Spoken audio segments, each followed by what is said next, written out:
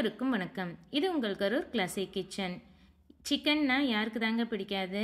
சமைக்க தெரியாதவங்க கூட ரொம்ப சிம்பிளாக ஈஸியாக செய்யக்கூடிய இந்த பேச்சுலர்ஸ் சிக்கனோட ரெசிபி என்னங்கிறத டீட்டெயிலாக பார்க்கலாம் வாங்க.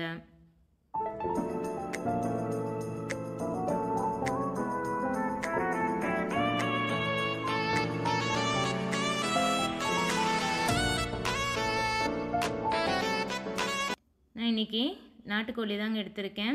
ஒரு சிலர் அதை பார்த்தா நாட்டுக்கோழி இல்லைம்பாங்க. நாங்கள் யூஸ்வலாக நாட்டுக்கோழி தோல் உரித்து பீஸ் போட்டு வாங்கிக்குவோம்.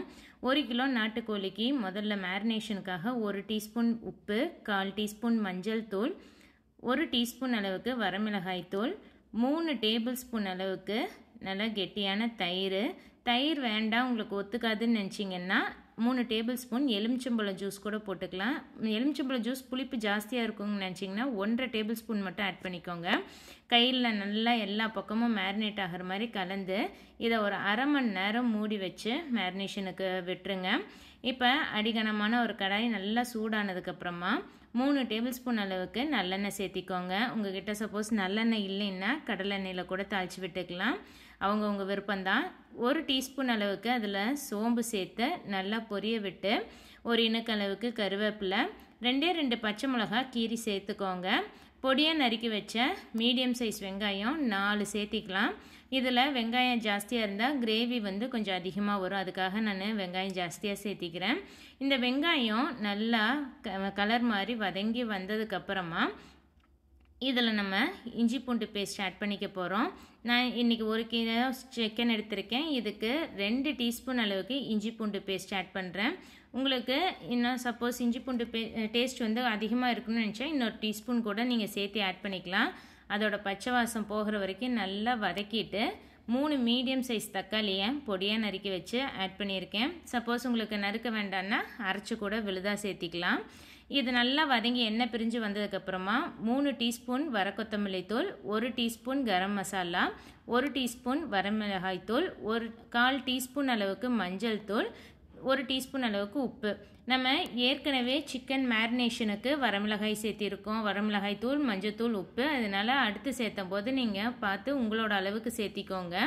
எல்லாம் நல்லா பச்சை வாடை போய் கலந்து வெங்காயம் தக்காளி கூட கலந்து வந்ததுக்கப்புறமா நம்ம மேரினேட் பண்ணி வச்சுருக்க சிக்கன் ஆட் பண்ணிக்கலாம். நான் ஏற்கனவே சொன்ன மாதிரி 2 டீஸ்பூன் வரமிளகாய் தூள் போட்டிருக்கோம். அது இல்லாமல் 2 பச்சை மிளகாய் சேர்த்திருக்கோம். அது சப்போஸ் உங்களுக்கு காரம் இது கரெக்டாக இருந்ததுன்னா விட்டுடலாம். காரம் பத்தில் வெங்காயம் அதிகமாக தக்காளி அதிகமாக சேர்த்திருக்கிறதுனால ஒரு இனிப்பு டேஸ்ட் வர்ற மாதிரி இருக்குன்னா நீங்கள் இறக்கும் போது கொஞ்சமாக பெப்பர் தூள் ஆட் பண்ணி கூட இறக்கிக்கலாம். இப்போ இந்த சிக்கன் வேகிறதுக்கு மூழ்கிற அளவுக்கு தண்ணி, நான் 2 கப் அளவுக்கு தண்ணி விட்டுருக்கேன். இதை க்ளோஸ் பண்ணி வச்சு அப்பப்போ இடையில தொலைவி விட்டு ஒரு 20 நிமிஷம் க்ளோஸ் பண்ணியே குக் பண்ணுங்கள். 20 நிமிஷம் விட்டால் சிக்கன் நல்லா டெண்டராக குக் ஆகிடும். நம்ம ஏற்கனவே தயிரில் சிக்கனை ஊற வச்சுருக்கறனால மீட் சாஃப்ட் ஆகிடும். இந்த மாதிரி நல்லா சுருளை வதங்கி வர்ற அளவுக்கு வதக்கி எடுத்துக்கோங்க. உங்களுக்கு சப்போஸ் ரொம்ப கிரேவியாக வேணும்னா இதுக்கு ஸ்டேஜ்லேயே கூட நீங்கள் ஆஃப் பண்ணிடலாம். இந்த மாதிரி நல்லா சுருளை வதங்கி வந்ததுக்கப்புறம் இதில் கொத்தமல்லி தழை தூவி நீங்கள் இறக்கி சூடாக பரிமாறலாம். உங்களுக்கு கட் பண்ணி காமிக்கிறேன் பாருங்கள். சிக்கன் நல்லா 20 நிமிஷத்துலேயே நல்லா வெந்துருச்சு. நாட்டுக்கோழி கொஞ்சம் வேகிறதுக்கு டைம் எடுக்கும். நம்ம மேரினேட் பண்ணி வச்சுருந்தனால நல்லா வெந்து வந்துருச்சு. சப்போஸ் நீங்கள் பிராய்லர் எடுக்கிற மாதிரி இருந்தால் 15 நிமிஷத்துலேருந்து 20 நிமிஷத்துக்குள்ளே நல்லா வெந்துடும். கொஞ்சம் தண்ணி கம்மியாக சேர்த்திக்கோங்க. இது சப்பாத்தி, புலாவ், இல்லைன்னா ஒயிட் ரைஸ், தோசை எல்லாத்துக்குமே நல்லா இருக்கும். சாம்பார் சாதம், ரச சாதம், தயிர் சாதத்துக்கு எதுக்கு வேணாலும் நீங்கள் சைட் டிஷ்ஷாக வச்சுக்கலாம். பேச்சுலர்ஸ் கூட வீட்டில் இருக்கிற இன்க்ரீடியன்ஸ் வச்சு டக்குன்னு சமைச்சிட முடியும்.